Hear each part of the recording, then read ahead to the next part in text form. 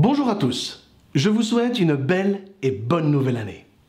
Au sommaire des chroniques du mois de janvier, le génie, une affaire de créativité par Elisabeth Grimaud, les vraies fausses promesses du développement personnel par Céline Fontès, les Toxic Handlers par Christophe Godefriot, Je n'aime pas les jeux de société par Hélène Chartier et pour finir, une revue des grands titres de la presse psycho et bien-être du moment.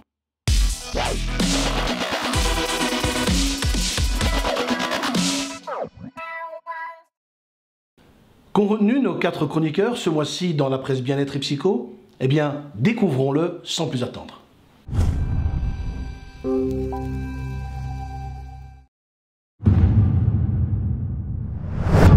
Bonjour et bonne année. Science et Avenir du mois de janvier nous propose un dossier neurosciences complet sur le génie. Einstein, Marie Curie, Mozart, autant de noms synonymes de génie. Mais qu'est-ce qui distingue ces esprits extraordinaires à votre avis? Eureka, la créativité. En effet, les chercheurs savent maintenant qu'un génie n'est pas forcément quelqu'un qui a un QI exceptionnel, mais plutôt un haut potentiel de créativité. Alors, quelles sont les capacités cérébrales qui sont les mieux développées chez eux? Une très bonne capacité à créer des associations, d'excellentes facultés de raisonnement et une grande aptitude à faire des comparaisons et des métaphores. Ils ont également une excellente flexibilité mentale, ce qui leur permet de changer de point de vue facilement et d'explorer de nouvelles pistes.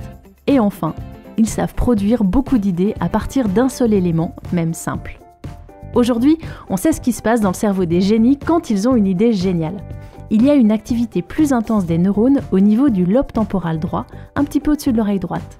Ce qui est plus étonnant, c'est que cette activité arrive juste après une phase de relâchement, comme si la révélation émergeait d'un cerveau calme, détendu et ouvert.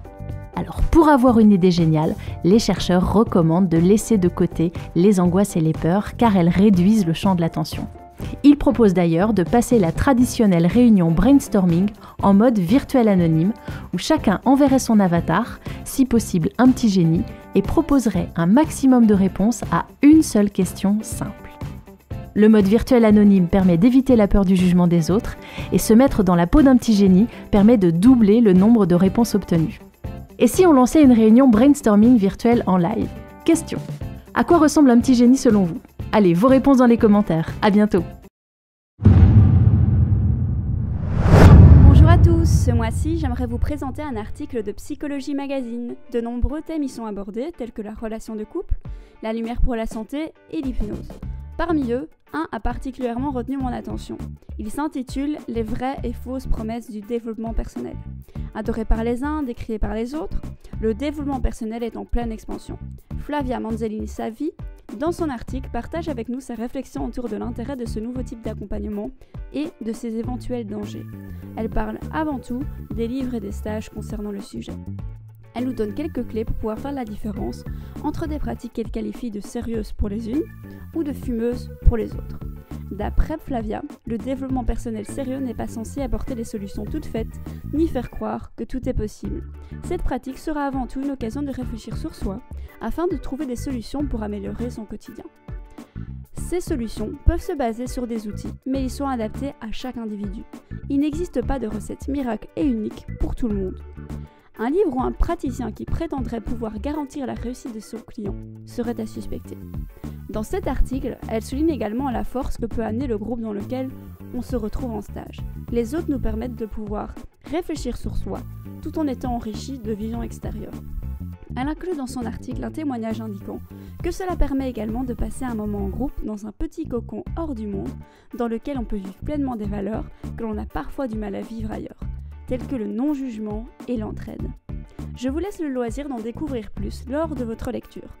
Et si vous avez des questions, Flavia se propose d'y répondre sur psychologiemagazine.com lors d'un chat de 10h à midi le 20 janvier. Je vous souhaite un excellent début d'année. C'était Céline Fontès, formatrice et coach pour les cahiers de la presse. Bonjour, dans le magazine Management de janvier 2015, je me suis intéressé pour vous à un article sur les Toxic Handlers, en français, les porteurs de souffrance. Les Toxic Handlers sont généralement des managers qui ont des compétences particulières. Et ces compétences-là, c'est qu'ils ont une empathie, une compassion particulière pour le personnel dans les entreprises qui sont en crise. Donc 2 conditions pour trouver des Toxic Handlers. D'abord, une entreprise en crise. Ensuite, une compassion supérieure à la moyenne. On constate que ces gens-là sont généralement des personnes qui ont traversé dans leur vie des difficultés assez fortes, assez grandes, qui leur ont permis de développer cette compassion. Là où on voit ce genre de profil émerger dans une entreprise, on constate que les crises sont traversées avec moins de difficultés et que, en fin de compte, il y a moins de dépression. Revers de la médaille, ces toxic handlers peuvent aller jusqu'à prendre sur eux jusqu'au burn-out, ce genre de crise. Mais ils vont en tout cas intercéder auprès de la direction, auprès des actionnaires, de manière à mettre en place les conditions favorables à la gestion de la crise au mieux pour les employés. Alors, c'est Patrick Thénault qui a fait sa thèse de doctorat là-dessus, qui en a fait un ouvrage à partir de sa thèse de doctorat qui s'appelle « Empathie et compassion en entreprise ». Si le sujet vous intéresse, les toxic handlers, vous pouvez évidemment lire cet ouvrage ou commencer par lire l'article dans le magazine Management de janvier 2015. À bientôt. Si vous ne le saviez pas encore, détrompez-vous. Tout le monde ne réagira pas forcément de manière enthousiaste à votre invitation à jouer au Monopoly ou autre jeu de société. Et non, il ne va pas forcément sans dire que ce qui est pour vous un moment privilégié, propice à échanger avec vos amis, résonne de façon positive en face de vous. Enfin, pour la plupart des cas, si, car la France est tout de même le pays où le marché du jeu de société est le plus florissant. Aussi, il y a souvent une raison bien légitime derrière une réticence à jouer. Une partie triviale poursuite ou de Scrabble peut par exemple faire remonter des souvenirs douloureux ou faire ressortir des traits de caractère ou encore des fortes résistances. Difficulté à se plier à des règles dans un cadre ou à l'extérieur, des expériences mal vécues ou alors pour certains, une réelle difficulté à se détendre, souvent par manque d'habitude. Que pourrait-il se passer, puisqu'on est habitué à être tellement sérieux, si on se laissait surprendre par des élans de spontanéité, des impulsions reléguées au domaine de l'enfance? Oui, ça peut paraître tellement loin tout ça de notre vie d'adulte. Alors si vous êtes concerné et que vous voulez dépasser le cap, dans l'article, vous trouverez des pistes judicieuses pour peu à peu retrouver le goût d'accepter une partie de jeu, puis une autre, puis peut-être envisager d'aimer cela progressivement. Pour apprivoiser ces situations qui peuvent être à nouveau tournées vers le véritable échange, partager un moment avec quelqu'un, des amis ou même vos enfants et accéder à la possible richesse de cet univers qu'est le jeu en société. Décidez de faire le premier pas tout d'abord en identifiant la raison pour que peu à peu vos résistances puissent laisser place à des parties de plaisir. Ce cadre peut être une occasion réparatrice justement.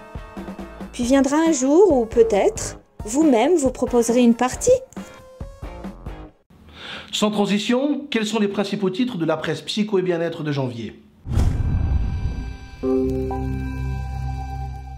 Cerveau et Psycho consacre son dossier mensuel à la mémoire, où vous pourrez entre autres découvrir les techniques les plus récentes qui aident à ancrer nos connaissances, de contrôler ses souvenirs et bien plus encore. Essentiel dévoile le pouvoir des mandalas d'énergie, comment attirer paix, harmonie et prospérité et consacre l'un de ses articles au bonheur et vous offre les clés qui peuvent changer votre vie. L'art et la manière du lâcher-prise est le gros titre du dernier Psycho et connaissance de soi, accompagné d'un dossier qui va vous aider à atteindre le calme intérieur. Les dossiers de Psycho consacrent son dossier spécial au décryptage du langage des gestes. Quelle est l'importance de la communication non verbale? Comment lire les gestes des autres ou acquérir du charisme? Vous trouverez les réponses dans ce numéro de janvier.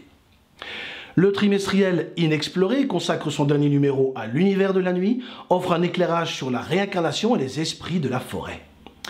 Management va aider tous les créateurs d'entreprises. Si pour vous 2015 est l'année où vous allez vous lancer, ce numéro pourrait bien vous apporter les réponses aux questions que vous pourriez vous poser, mais aussi aux difficultés que vous risquez de rencontrer dans ce parcours d'entrepreneur.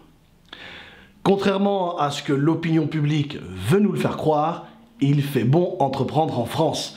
Pour les esprits conquérants, bien sûr. Entreprendre dévoile les secrets de ces génies de l'entrepreneuriat en France. Comment ont-ils réussi? Sur quoi ont-ils capitalisé? Quelles qualités ont-ils? Jacques-Antoine Granjon, fondateur de venteprivée.com, s'exclame, enthousiaste, il faut foncer. Et je suis d'accord avec lui. Manager est dans ce même état d'esprit optimiste et encourageant, il est possible de transmettre son énergie et de tout transformer en positif. Marc Simoncini, en couverture, fondateur de Mythique, affirme qu'il faut savoir prendre les gens meilleurs que soi. Bel exemple d'intelligence professionnelle. Voilà, c'est fini pour ce mois. N'hésitez pas à poster des commentaires et à partager cette émission. Qui sait, cela pourrait intéresser aussi vos amis. Et puis, abonnez-vous à la chaîne pour ne pas rater les prochaines vidéos. Je vous dis au revoir, à très bientôt.